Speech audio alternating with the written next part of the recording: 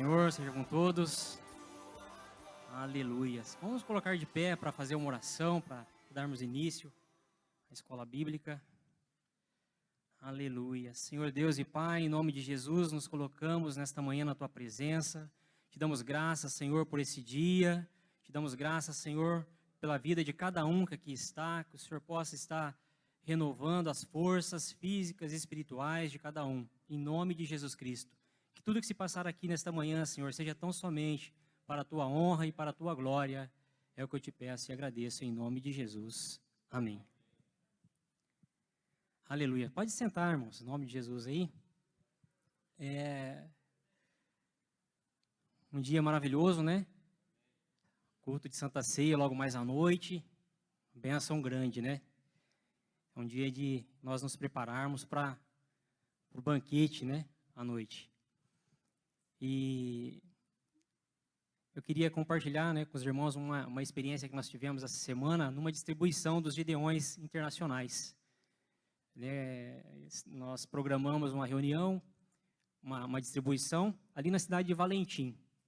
Então a ideia era fazer as escolas lá, né, consultórios médicos, odontológicos, postos de saúde, área militar, e depois a gente iria lá em Meridiano, divisa de município Valentim Meridiano, numa clínica chamada Novo Sinai, fazer distribuição nesse local.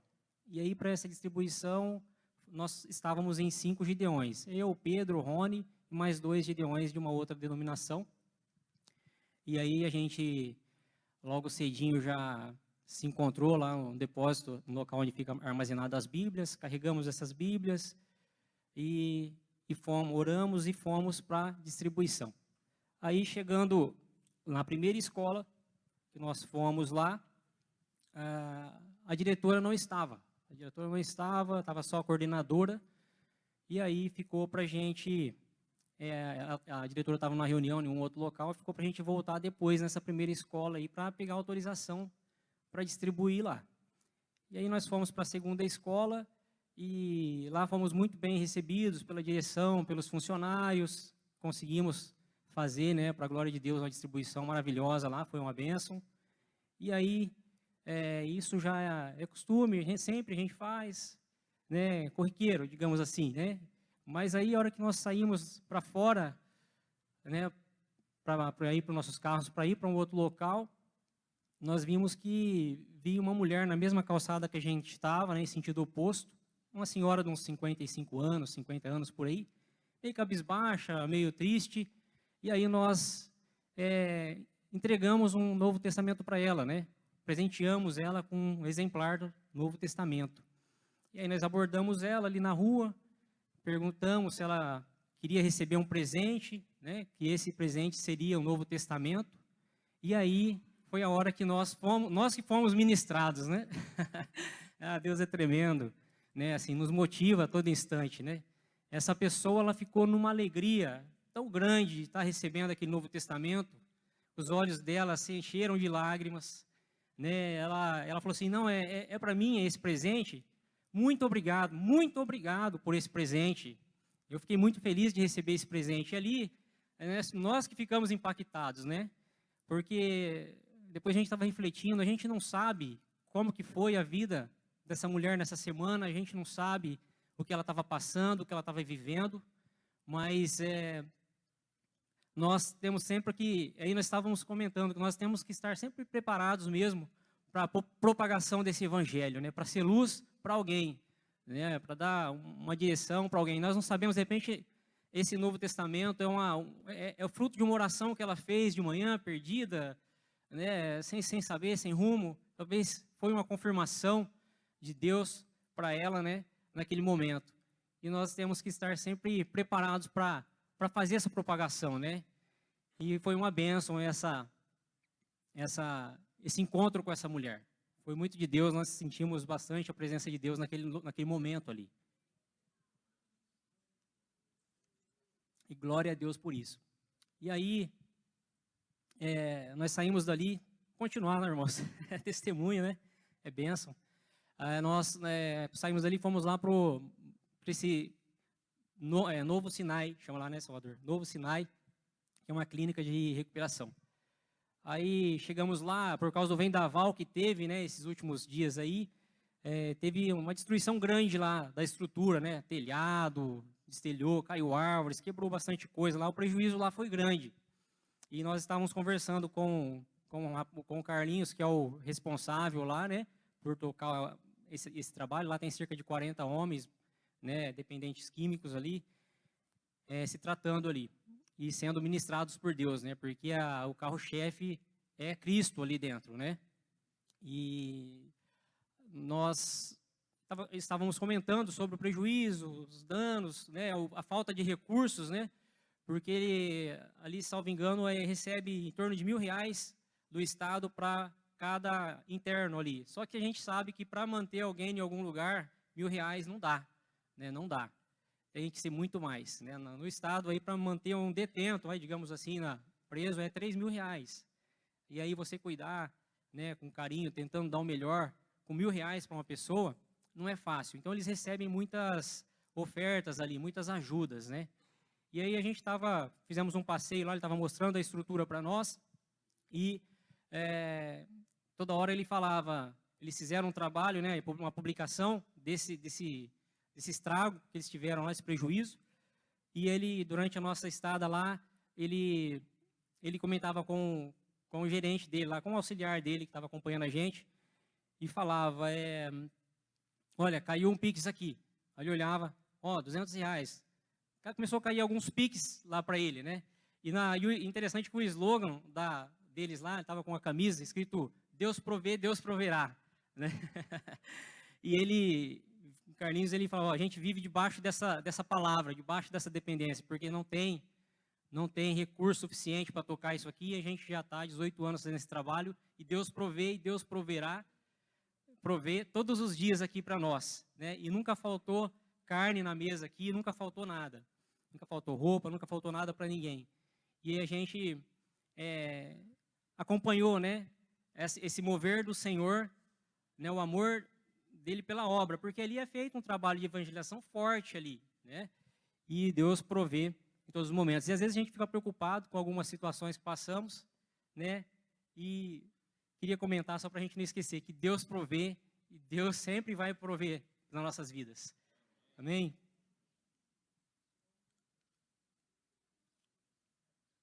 Puder colocar aí para mim João 14, 16.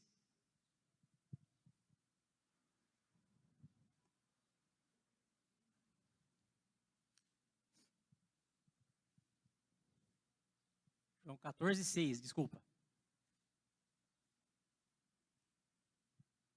Respondeu-lhe Jesus, eu sou o caminho e a verdade e a vida.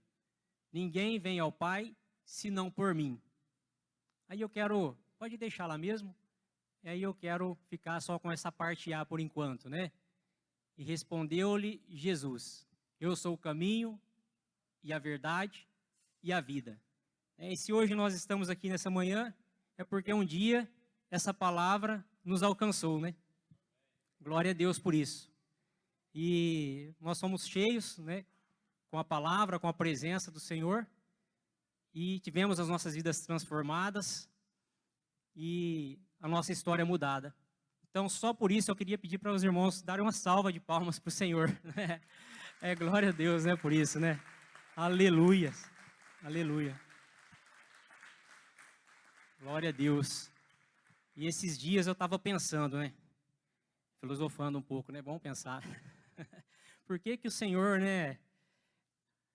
Deus Todo-Poderoso, Criador de todas as coisas, fez o homem tão imperfeito como somos, né?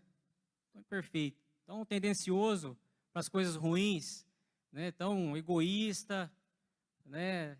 Tão rebelde muitas vezes, tão desleal. Por que o Senhor criou o homem tão difícil assim, né? E o Senhor é tremendo, o Espírito Santo de imediato já respondeu no meu coração, né? Ah, como é bom. Ele falou, é para minha glória.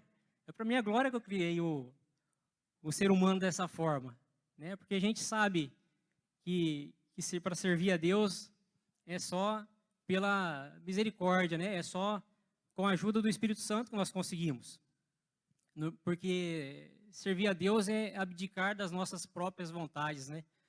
Abdicarmos de nós mesmos, né? E deixar nossas vontades carnais para lá, né? O nosso egoísmo para lá e viver o que a palavra nos ensina, né? Que a vontade do Senhor, a gente tem que deixar a vontade do Senhor prevalecer em nossas vidas.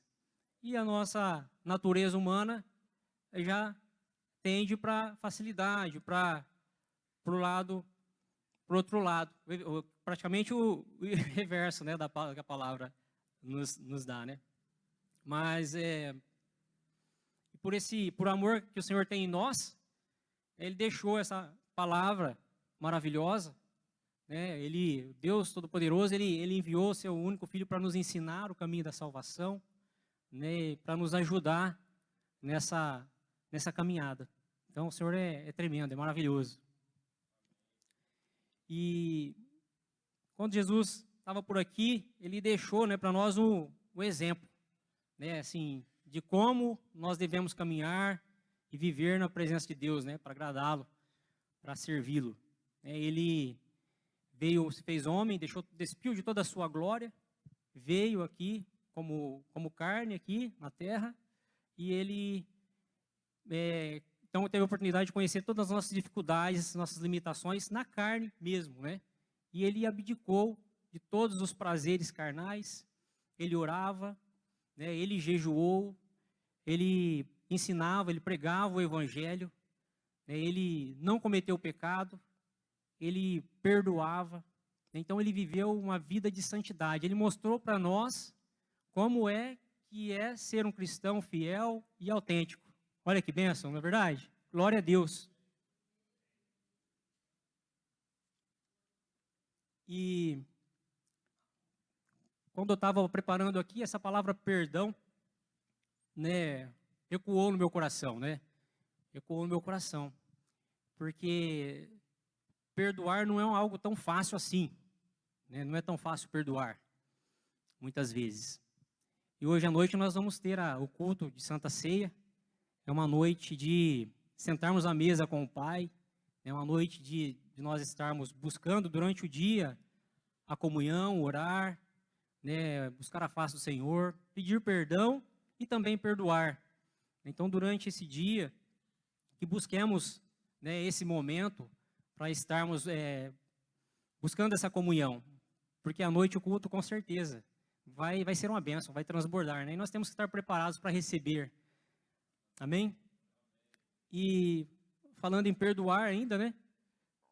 Jesus, Ele nos dá a maior lição sobre perdão. Por quê? Ele foi considerado justo, mas Ele não teve um julgamento justo, não é verdade? Ele foi julgado por pessoas que Ele veio para redimir, né? Veio para morrer por essas pessoas. Ele foi julgado, condenado, crucificado por essas pessoas. No momento mais difícil da vida dele, que ele passou, os seus discípulos o abandonaram. Olha aí, forte, né? E hoje, nós somos esses discípulos. Nós somos hoje os discípulos do Senhor. E nós o abandonamos todas as vezes que nós deixamos os princípios dele de lado. Todas as vezes que nós deixamos de cumprir uma ordenança, um mandamento, deixamos de fazer o que ele esperava que nós fizéssemos. Forte, não é verdade? Forte. Mas é bem por aí, né? Mas mesmo assim, ele nos ama, né? A gente sempre fala isso, ele nos ama. Ele não ama o pecado, mas ele ama o pecador. E ele não nos abandona em momento algum. Nós podemos até abandoná-lo, mas ele jamais nos abandonará e jamais vai desistir de nós. Olha que maravilha. Glória a Deus, né? Ai de nós se não fosse essa misericórdia tão grande dele, né? Para com nossas vidas. E nessa manhã, com essa reflexão, ele nos impõe, né? Uma renúncia de nós mesmos, das nossas próprias vontades, né? Porque ele quer nos salvar. Amém, irmãos? Então, eu queria só pedir para colocar Salmo 105:1, para a gente fazer mais uma reflexão, e aí Vou passar a palavra.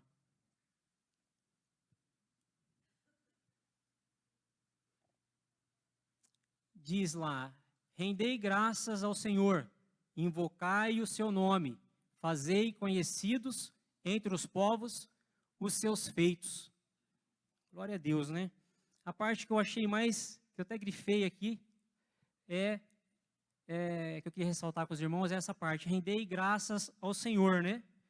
E esse é o maior desafio para nós, porque quando a gente fala assim, rendei graças ao Senhor, isso significa que é para render graças ao Senhor em todas as situações, em qualquer situação, seja em situação boa ou também na ruim. Então, por isso que eu falei que é um desafio. Enquanto está tudo bem, dá glória a Deus, maravilha.